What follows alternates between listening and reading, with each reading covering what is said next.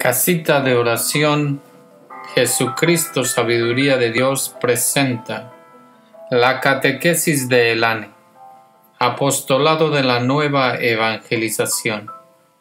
Quedan en manos de Jesucristo, Sabiduría de Dios, y la Santísima Virgen María. Proclamación del Santo Evangelio según San Marcos 14, 1, 15 al 47. Jesús estaba en Betania, en casa de Simón el leproso. Mientras estaban comiendo, entró una mujer con un frasco precioso, como de mármol, lleno de un perfume muy caro, de nardo puro. Quebró el cuello del frasco y derramó el perfume sobre la cabeza de Jesús. Entonces algunos se indignaron y decían entre sí: ¿cómo pudo derrochar este perfume? Se podría haber vendido en más de 300 monedas de plata para ayudar a los pobres. Y estaban enojados contra ella. Pero Jesús dijo: déjenla tranquila. ¿Por qué la molestan? Lo que ha hecho conmigo es una obra buena. Siempre tienen a los pobres con ustedes y en cualquier momento podrán ayudarlos, pero a mí no me tendrán siempre. Esta mujer ha hecho lo que tenía que hacer, pues de antemano ha ungido mi cuerpo para la sepultura. En verdad les digo, donde quiere que se proclame el Evangelio en todo el mundo, se contará también su gesto y será su gloria. Entonces Judas Iscariote, uno de los 12, fue donde los jefes de los sacerdotes para entregarles a Jesús. Se felicitaron por el asunto y prometieron darle dinero, y Judas comenzó a buscar el momento oportuno para entregarlo. El primer día de la fiesta en que se comen los panes sin levadura, cuando se sacrificaba el cordero de Pascua, sus discípulos le dijeron: ¿dónde quieres que vayamos a prepararte la cena de la Pascua? Entonces Jesús mandó a 2 de sus discípulos y les dijo: vayan a la ciudad y les saldrá al encuentro un hombre que lleva un cántaro de agua. Síganlo hasta la casa en que entre y digan al dueño: ¿dónde está mi pieza? ¿En qué podré comer la Pascua con mis discípulos? Él les mostrará el piso superior, una pieza grande, amoblada y ya lista. Preparen todo para nosotros. Los discípulos se fueron, entraron en la ciudad, encontraron las cosas tal como Jesús había dicho y prepararon la Pascua. Al atardecer llegó Jesús con 12 y mientras estaban en la mesa comiendo, les dijo: les aseguro que uno de ustedes me va a entregar, uno que comparte mi pan. Ellos se entristecieron mucho al oírle y le empezaron a preguntar uno a uno: ¿seré yo?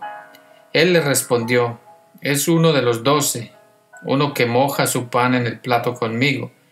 El Hijo del Hombre se va, conforme dijeron de él las Escrituras, pero pobre de aquel que entrega al Hijo del Hombre. Sería mucho mejor para él no haber nacido. Durante la comida Jesús tomó pan y después de pronunciar la bendición, lo partió y se lo dio diciendo: tomen esto, es mi cuerpo. Tomó luego una copa y después de dar gracias se la entregó y todos bebieron de ella y les dijo: esto es mi sangre, la sangre de la alianza que será derramada por la muchedumbre. En verdad les digo que no volveré a probar el zumo de la uva hasta el día en que lo beba de nuevo en el reino de Dios. Después de cantar los himnos, se dirigieron al monte de los olivos y Jesús les dijo: todos ustedes caerán esta noche, pues dice la Escritura: heriré al pastor y se dispersarán las ovejas. Pero cuando resucite, iré delante de ustedes a Galilea. Entonces Pedro les dijo: aunque todos tropiecen y caigan, yo no. Jesús le contestó: en verdad te digo que hoy, esta misma noche, antes de que el gallo cante por segunda vez, me habrás negado 3 veces. Pero él insistía: aunque tenga que morir contigo, no te negaré. Y todos decían lo mismo. Llegaron a un lugar llamado Getsemaní, y Jesús dijo a sus discípulos: siéntense aquí mientras voy a orar. Y llevó consigo a Pedro, a Santiago, a Juan. Comenzó a llenarse de temor y angustia, y les dijo: siento en mi alma una tristeza de muerte. Quédense aquí y permanezcan despiertos. Jesús se adelantó un poco y cayó en tierra, suplicando que si era posible no tuviera que pasar por aquella hora. Decía: Abba, o sea, Padre, si para ti todo es posible, aparta de mí esta copa, pero que no se haga lo que yo quiero, sino lo que quieres tú. Volvió y los encontró dormidos, y dijo a Pedro: Simón, ¿duermes? De modo que no pudiste permanecer despierto 1 hora. Estén despiertos y oren para no caer en la tentación.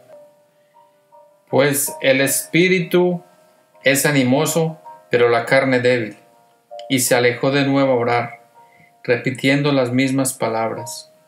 Al volver otra vez los encontró de nuevo dormidos, pues no podían resistir el sueño y no sabían qué decirle. Vino por 3ª vez y les dijo: ahora ya pueden dormir y descansar. Está hecho. Ya llegó la hora. El Hijo del Hombre va a ser entregado en manos de los pecadores. Levántense. Vamos, ya viene el que me va a entregar. Jesús estaba aún hablando cuando se presentó Judas. Uno de los 12 lo acompañaba. Un buen grupo de gente con espadas y palos enviados por los jefes de los sacerdotes, los maestros de la ley y los jefes judíos. El traidor les había dado esta señal: al que yo dé un beso, ese es. Deténganlo y llévenlo bien custodiado. Apenas llegó Judas, se acercó a Jesús diciendo: Maestro, Maestro, y lo besó. Ellos entonces lo tomaron y se lo llevaron arrestado. En ese momento, uno de los que estaban con Jesús sacó la espada e hirió al servidor del sumo sacerdote, cortándole una oreja. Jesús dijo a la gente: a lo mejor buscan a un ladrón y por eso salieron a detenerme con espadas y palos. ¿Por qué no me detuvieron cuando día tras día estaba entre ustedes enseñando en el templo? Pero tiene que cumplirse las Escrituras. Y todos los que estaban con Jesús lo abandonaron y huyeron. Un joven seguía a Jesús, envuelto solo en una sábana, y lo tomaron, pero él, soltando la sábana, huyó desnudo. Llevaron a Jesús ante el sumo sacerdote y todos se reunieron allí. Estaban los jefes de los sacerdotes, las autoridades judías y los maestros de la ley. Pero lo habían seguido desde lejos hasta el patio interior del sumo sacerdote y se sentó con los policías del templo, calentándose al fuego. Los jefes de los sacerdotes y todo el Consejo Supremo buscaban algún testimonio que permitiera condenar a muerte a Jesús, pero no lo encontraban. Varios se presentaron con falsas acusaciones contra él, pero no estaban de acuerdo en lo que decían.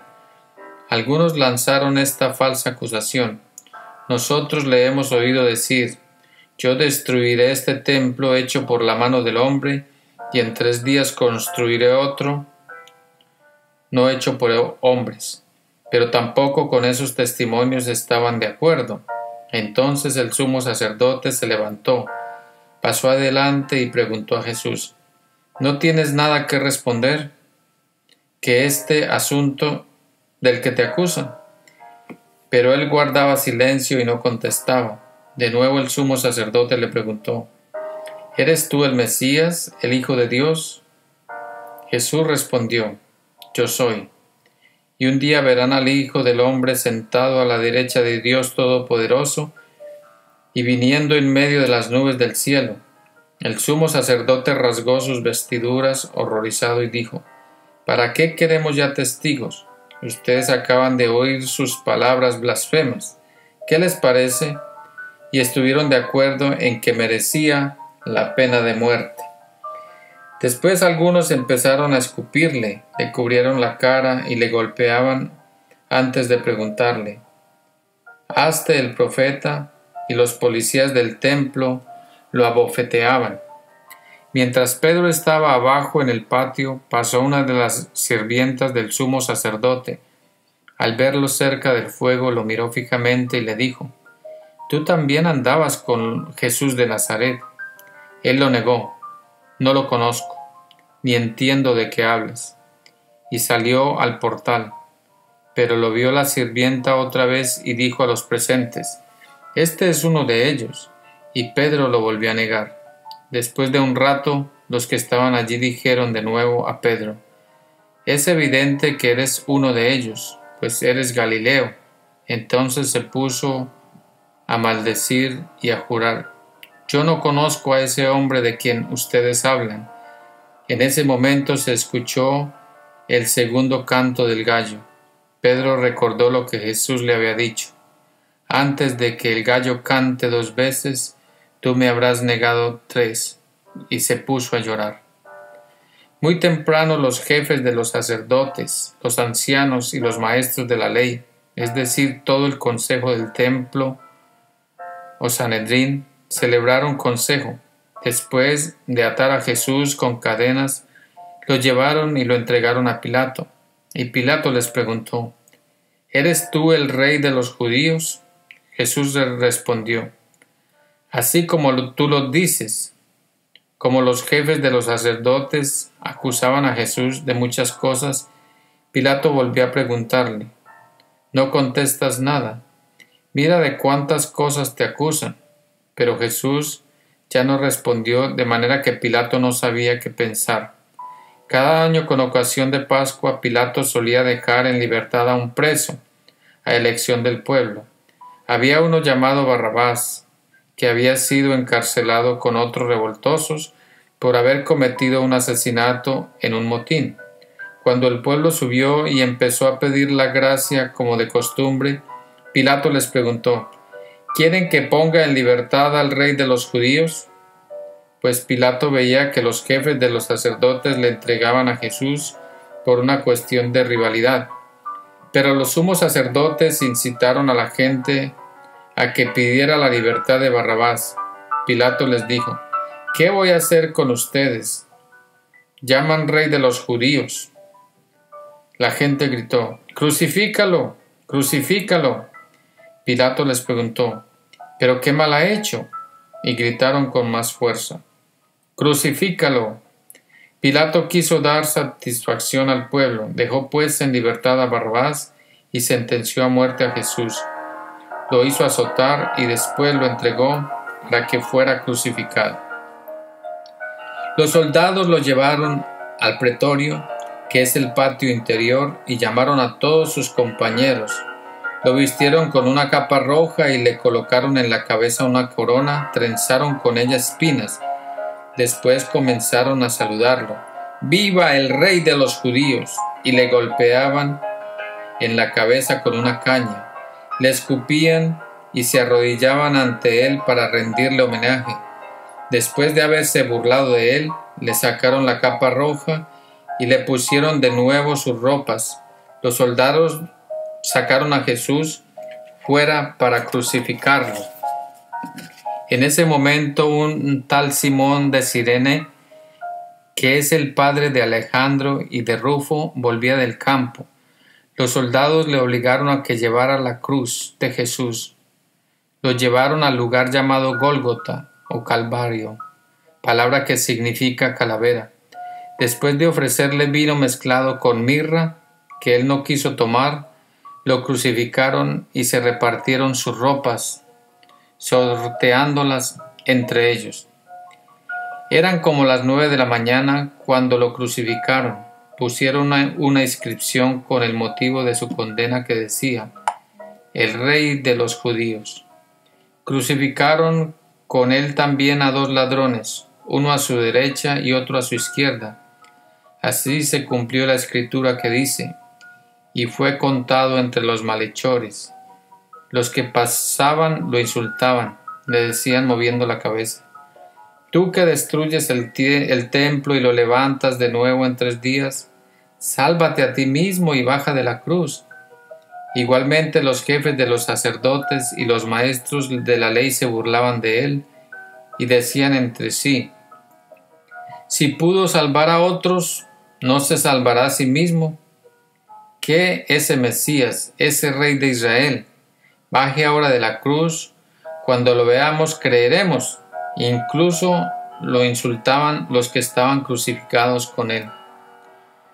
Llegando el mediodía, la oscuridad cubrió todo el país hasta las 3 de la tarde, y en esa hora Jesús gritó con voz potente: «Eloi, Eloi lama sabactani», que quiere decir: Dios mío, ¿por qué me has abandonado? Al oírlo, algunos de los que estaban allí dijeron: «Está llamando a Elías». Uno de ellos corrió a mojar una esponja en vinagre, la puso en la punta de una caña y le ofreció de beber, diciendo: «Veamos si viene Elías a bajarlo». Pero Jesús, dando un fuerte grito, expiró.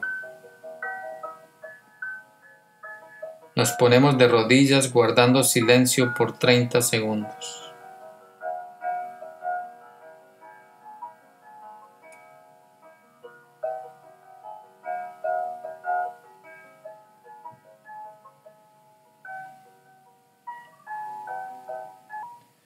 Enseguida la cortina que cerraba el santuario del templo se rasgó en 2, de arriba abajo. Al mismo tiempo el capitán romano que estaba frente a Jesús, al ver cómo había expirado, dijo: «Verdaderamente este hombre era hijo de Dios». Había unas mujeres que miraban de lejos, entre ellas María Magdalena, María madre de Santiago el menor y de José y Salomé. Cuando Jesús estaba en Galilea, ellas lo seguían y lo servían. Con ellas estaba también otras más que habían subido con Jesús a Jerusalén. Había caído la tarde, como era de día y día de la preparación, es decir, la víspera del sábado. Intervino José de Arimatea, ese miembro respetable del Consejo Supremo. Era de los que esperaban el reino de Dios, y fue directamente donde Pilato para pedirle el cuerpo de Jesús. Pilato se extrañó de que Jesús hubiera muerto tan pronto y llamó al centurión para saber si realmente era así. Después de escuchar al centurión, Pilato entregó a José el cuerpo de Jesús. José lo bajó de la cruz y lo envolvió en una sábana que había comprado. Lo colocó en un sepulcro excavado en la roca e hizo rodar una piedra grande contra la entrada de la tumba. María Magdalena y María, la madre de José, estaban allí observando dónde lo depositaban. Esta es palabra de Dios. Gloria a ti, Señor Jesús. Referencias para la mejor comprensión del Evangelio. Un pensador católico decía que cada una de las gotas de la sangre de Cristo, derramadas en su pasión y en su muerte, es una sílaba del poema de amor más maravilloso que jamás se haya escrito. Esto se hace más claro cuando pensamos que todo lo que sucedió en aquellas terribles horas fue fruto de la voluntad de Jesús, de entregar Él mismo su vida en ofrenda a su Padre por todos los pecados de la humanidad. Con su pasión y muerte, Jesús nos deja una muestra incuestionable de coherencia total entre todo lo que había enseñado a lo largo de su vida y su forma de actuar. Él enseñaba que el amor no tiene límites, y así lo demostró al someterse a terribles torturas y a una muerte no solo horrorosa, sino también humillante y deshonrosa. Esta Semana Santa debería ser para nosotros un tiempo de especial meditación de contemplar con verdadera humildad el ministerio de nuestra redención, para poder profundizar nuestro agradecimiento a Dios, especialmente por el hecho de que Jesús, el Hijo de Dios, Dios mismo hecho carne, que nada necesita de la humanidad, que desde siempre y hasta siempre tiene en sí mismo la gloria y el poder sobre toda la creación, haya llegado únicamente por amor a tomar la durísima decisión de decir: hágase tu voluntad y no la mía. Y por el hecho de que la voluntad del Padre fuera la de salvarnos, aun con el altísimo precio de ver y sentir el sufrimiento extremo del Hijo. Fue Jesús quien tomó libremente la decisión de soportar, y a partir de ese momento recibió en carne propia toda la furia, toda la humillación, todas las vejaciones y los dolores a los que el demonio pudo echar mano, sirviéndose de los hombres para tratar de doblegar su determinación de cumplir fielmente la misión encomendada por el Padre. Quizás algunos de nosotros nos escandalicemos al leer el relato de la pasión de Cristo, y hasta hay quienes dicen que los niños no deberían escuchar un relato tan lleno de sangre y de dolor, porque podrían lastimar la sensibilidad y delicadeza de sus emociones. Sin embargo, no dicen nada de las miles de muertes de todo tiempo que miran en la pantalla del televisor cada día, y son esos mismos padres los que protegen a sus hijos, quienes les compran juegos de video en los que los mismos niños ganan premios y puntaje según la cantidad de muertes que provocan. Para esos padres es preferible que sus niños se distraigan con los monstruos más espantosos y cuantos más parecidos al demonio mejor, con juguetes que llenan sus anaqueles, sus repisas y sus baúles, pero no quieren ofenderlos, poniendo un crucifijo sobre su cama.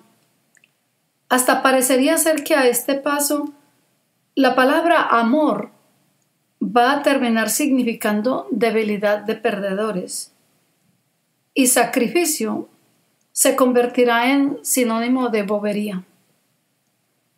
Realmente es mucho lo que tendríamos que meditar en esta Semana Santa, y por supuesto que deberíamos no solo mirar, sino contemplar esa cruz con el cuerpo de Jesús colgado, sangrante y muerto, clavado en ella, y comparar esa tremenda decisión que llevó a Jesús al sacrificio con las pequeñas y grandes decisiones que nosotros tomamos cada día, a cada instante. Porque es importante que asimilemos el mensaje central de la cruz. Desde allí, el mismo Cristo nos dice: decide, pero hazlo por amor, no a ti, sino a quienes están junto a ti. Terminamos recordando que todos los días, durante la Santa Misa, se repite el mismo sacrificio, aunque de manera incruenta, de Jesús. Allí en el altar se revive todo el drama que se vivió en el Calvario, y al asistir nosotros nos convertimos en actores de ese drama. ¿En qué papel lo viviremos de hoy en adelante? ¿Seguiremos siendo parte del pueblo ciego que grita: crucifíquenlo, queremos a Barrabás? Esa es, por ejemplo, una decisión que deberíamos tomar durante esta semana. Que todos vivamos pues una fructífera y santa Semana Santa, del tiempo y la intensidad con la que nos volquemos a la oración y a la contemplación de este sagrado misterio.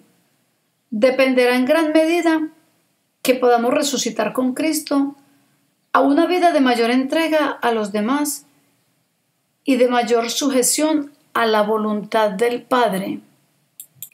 A continuación, meditaremos en las preguntas para orientar mejor la reflexión del Evangelio. Primera pregunta. He meditado detenidamente sobre la pasión de nuestro Señor Jesucristo, leyéndola con atención en la Santa Biblia.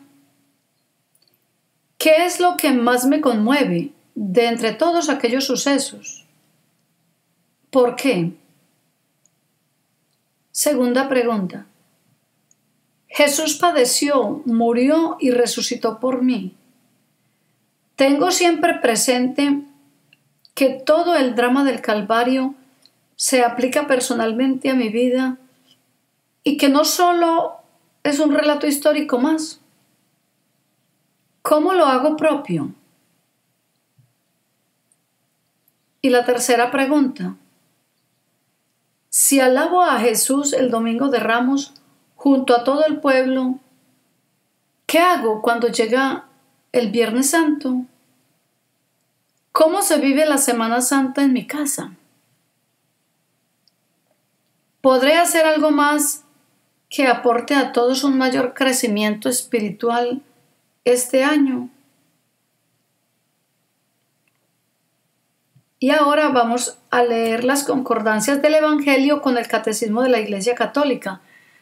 Vamos a estudiar el canon 617, 618, el 1851, el 559, 560 y el 601. Y vamos a meditar qué nos dice el canon 618. La cruz es el único sacrificio de Cristo, único mediador entre Dios y los hombres. Pero porque en su persona divina encarnada se ha unido en cierto modo con todo hombre. Él ofrece a todos la posibilidad de que, en la forma de Dios solo conocida, se asocien a este misterio pascual. Él llama a sus discípulos a tomar su cruz y a seguirle, porque Él sufrió por nosotros, dejándonos ejemplo para que sigamos sus huellas. Él quiere en efecto asociar a su sacrificio redentor a aquellos mismos que con sus primeros beneficiarios, que somos nosotros mismos, eso lo realiza en forma excelsa en su madre, asociada más íntimamente que nadie al misterio de su sufrimiento redentor. Fuera de la cruz no hay otra escalera por donde subir al cielo, lo decía Santa Rosa de Lima, lo decía en vida. ¿Y qué nos dice el canon 1851? En la pasión, la misericordia de Cristo vence al pecado. En ella es donde el pecado, manifiesta mejor su violencia y su multiplicidad, incredulidad, rechazo y burlas por parte de los jefes y del pueblo, debilidad de Pilato y crueldad de los soldados, traición de Judas tan dura a Jesús, negaciones de Pedro y abandono de los discípulos. Sin embargo, en la hora misma de las tinieblas y del príncipe de este mundo, el sacrificio de Cristo se convierte secretamente en la fuente de la que brotará inagotable el perdón de nuestros pecados. Y el canon 559 nos dice: ¿cómo va a acoger Jerusalén a su Mesías? Jesús rehuyó siempre las tentativas populares de hacerle rey, pero elige el momento y prepara los detalles de su entrada mesiánica en la ciudad de David, su padre. Es aclamado como hijo de David, el que trae la salvación. Hosana, que quiere decir sálvanos, danos la salvación. Pues bien, el Rey de la Gloria entra en su ciudad montado en un asno.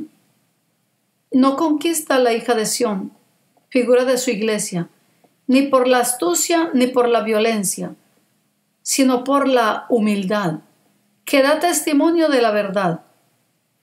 Por eso los súbditos de su reino aquel día fueron los niños y los pobres de Dios, que le aclamaban como los ángeles y lo anunciaron a los pastores.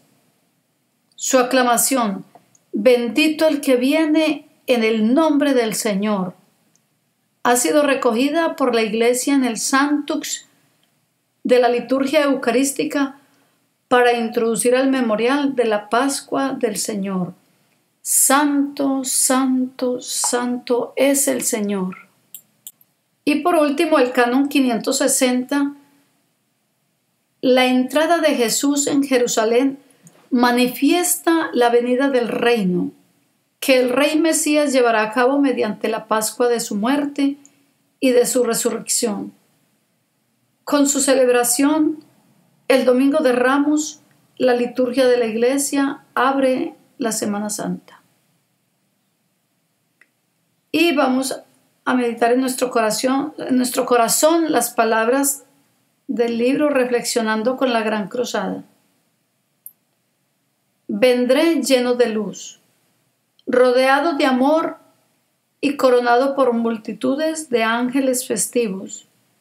Se repetirá: bendito el que viene en nombre del Señor, como coronamiento de aquel saludo que el Domingo de Ramos acogió a mi persona, que humildemente se encaminaba al martirio de la cruz.